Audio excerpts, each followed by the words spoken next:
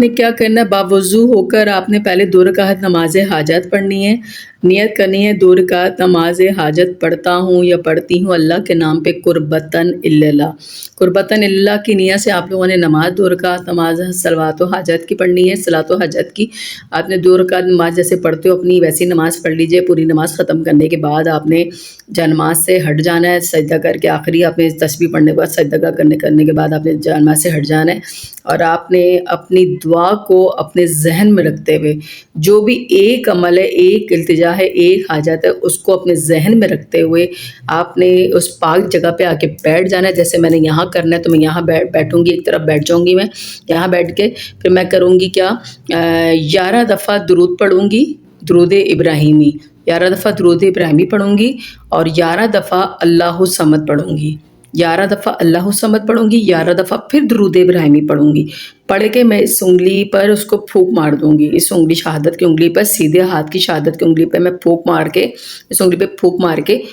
ایسے پھونک مار کے، اور اس انگلی سے میں بڑا سا میں دائرہ بناؤں گی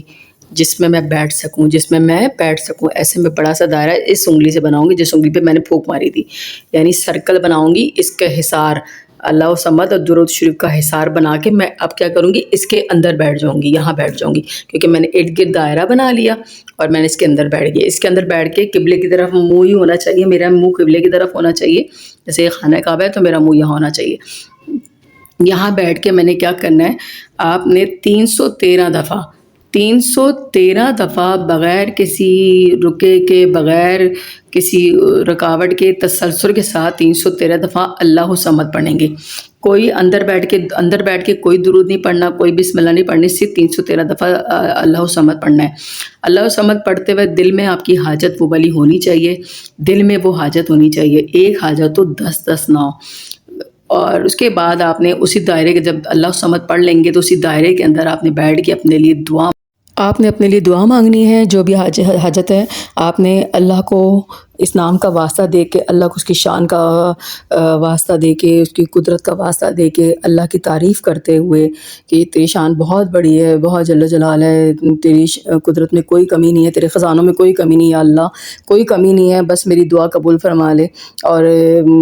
نبی پاک کے صدقے، پیغمبر پاک کے صدقے آپ نے واسطہ دینے ہیں اللہ کو، بہت زیادہ واسطہ دے کے آپ نے دل سے دعا مانگنی، گڑ گڑا کے دعا مانگنی، اور بڑے دل سے مانگے گا، بڑے یقین سے مانگے گا کہ اللہ دینے والا ہے۔ اتنے یقین سے مانگے گا کہ میں بھی مانگوں گا، میں اس دائرے سے نکلوں گا نہیں، نکلوں گی نہیں، میرے دعا پوری ہو جائے گی، اتنے یقین سے مانگیے گا اللہ سے۔ اور اللہ سے فقیرانہ انداز میں، عاجزانہ انداز میں مانگا کریں، فقیروں کی طرح مانگا کریں، عاجزوں کی طرح مانگا کریں، اور اللہ سے مطلب کہ اللہ کو بولا کریں، آپ اللہ سے ہر بات اپنی شیئر کیا کریں، اللہ کو بولا کریں، اور اللہ کو واسطہ دیں اس کی قدرت کا، اس کی شان کا، اس کے جل جلال کا، اس کا رحمان ہونے کا، اس کا رحیم ہونے کا،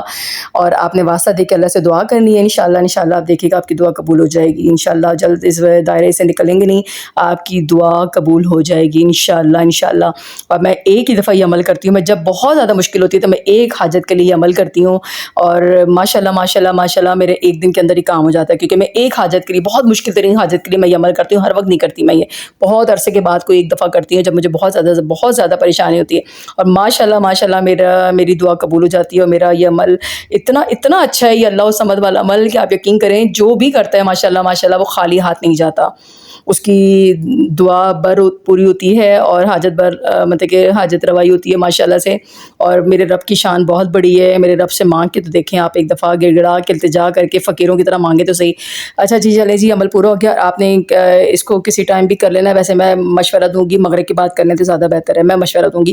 دن کا کوئی لمٹ نہیں ہے، کوئی قید نہیں ہے دن کی، کسی دن بھی کر لیں، لیکن مغرب کی بات کیجیے گا تو زیادہ بہتر ہے، میں کہوں گی، اور خاموشی میں بیٹھ کے کیجیے گا، کوئی شور نہ ہو، اور ایک بات اس عمل کو کرتے وقت آپ کے ارد گرد شور نہیں ہونا چاہیے، بالکل خاموشی، آپ کا دھیان مستقل اس عمل پر ہو۔ میں کوشش کرتی ہوں مغرب کے بعد اس ٹائم کرتی ہوں الگ کمرے میں بیٹھ کے کرتی ہوں، نہ تو پھر میں تو کیا کرتی ہوں تھوڑا سا لیٹ ٹائم پہ کر لیتی ہوں جب سب سو جاتے ہیں، تاکہ میں صرف اللہ سے میں اور اللہ کا معاملہ ہو، میں اللہ سے بات کروں، اور میرے کوئی انسانوں کی آواز نہ ہو، کوئی شور کی آواز نہ ہو، میں اس ٹائم پہ کرتی ہوں تاکہ خاموشی سے میں اپنے دل کی بات کہہ سکوں نا، اور میرا دھیان بھی مستقل ادھر ہی رہے، نہ کہ دھیان میرا ادھر باتوں میں جائے، کسی کی آوازوں پہ جائے۔ چلے، صدقہ جاری کے طور پر ضرور شیئر کیجیے گا، کن فیکن ضرور لکھیے گا کمنٹس میں، یا اللہ لکھ دیجیے گا کمنٹس میں، لازمی لکھیے گا، چینل کو سبسکرائب بھی کیجیے گا، فالو کیجیے گا، شیئر بھی کیجیے گا، لائک بھی کیجیے گا، ریپوسٹ بھی کیجیے گا۔ جزاک اللہ خیر، اللہ حافظ۔